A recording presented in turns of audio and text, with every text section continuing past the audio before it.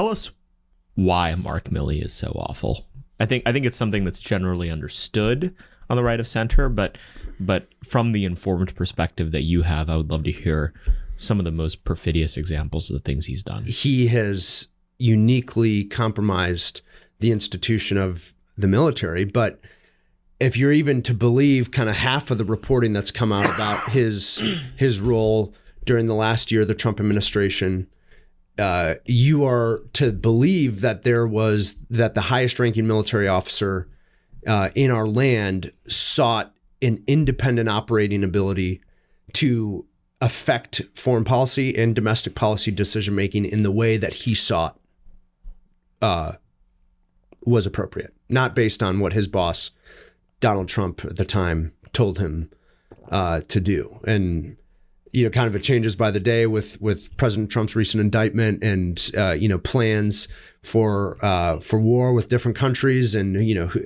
what exactly was General Milley trying to communicate to the Chinese when he wanted to warn them of President Trump's supposed instability. Can you tease out that story, because that to me was the biggest example of a discrepancy between the grave reality of something that happened versus how little media coverage it got in the last several years. Basically, in early 2021, January, I think even before January 6th, but certainly after, General Milley had communications with his Chinese counterparts that, as the reporting would lead us to indicate,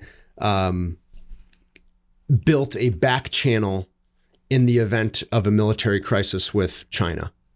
If you take things at face value, General Milley was worried President Trump would act rashly and order some military action against China. And he wanted there to be an off switch to deload tension so that wouldn't reach its fullest conclusion. Even if you take that story at face value.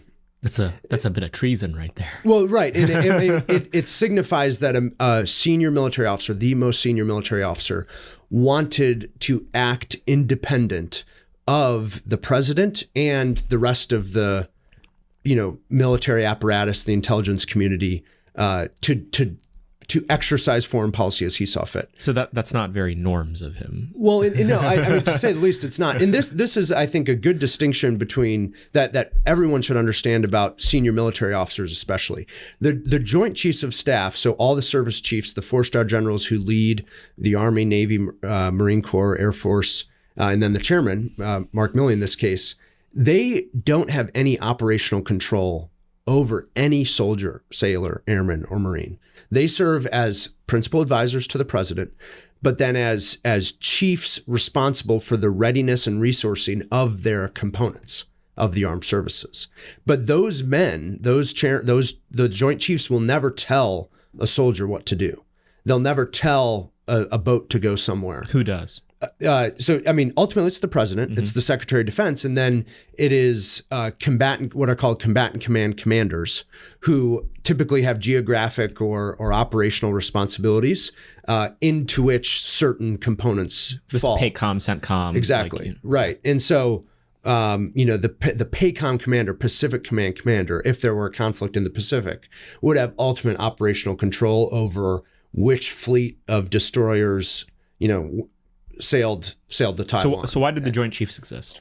They exist for advice and counsel to the president. Yeah, it is the choice.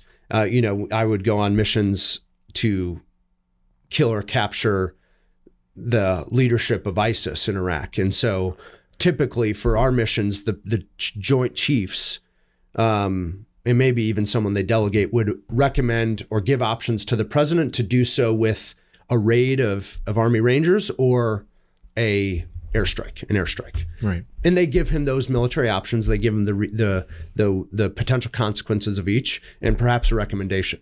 But it is just that, it's advice. And they have responsibility to make sure that things are in order for either option to be carried out to success, but they are not independent actors who make that decision themselves. So did Milley ever face any, I know the answer to this, but maybe you can talk about why, ever face any consequences for this? I don't think so. He, as Saurabh alluded to, he's leaving his role as chairman of the Joint Chiefs kind of after the normal 3 or 4 year course of, or the normal 3 or 4 year tour of duty. He's received some pressure from Congress, but certainly no punitive action that would formally suggest he's done anything wrong. You have this class of people that people have invested a lot of authority and credibility in that are simultaneously being corrupted through all these trends that you're talking about in the military chain of command.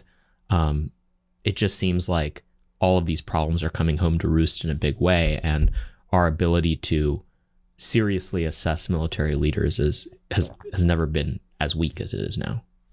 Right. And I think there's a vein here that is worth telling based on who we make our heroes.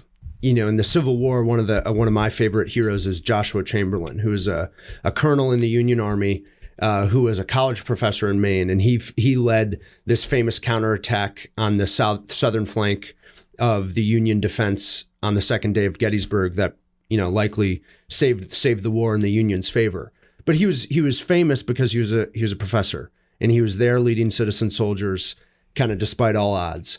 Who was our hero of the Iraq War and the Afghanistan War? It was David Petraeus, a professional soldier, but one who had gotten all the credentials and the accolades that we deem to be distinguishing for civilians. Mm-hmm. He had a PhD from Princeton, I think. You know, he wrote books. He had his own foray with a biographer and classified secrets. But he was a man worthy of the utmost distinction, and mm-hmm. you know. He was, I think, given one of those waivers to lead the CIA, and has used his uniform as a professional soldier, beyond anything else, to kind of leverage foreign policy comments and opinions that have some status. Yeah. But in reality, we should always be looking to the people who are theoretically here to represent us as the ones dictating those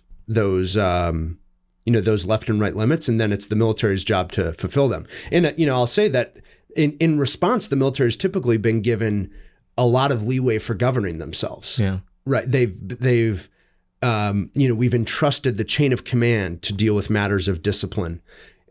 Adultery is still illegal under the Uniform Code of Military Justice, right? It'd be wonderful if our society reflected that. But the point is that actually enforced?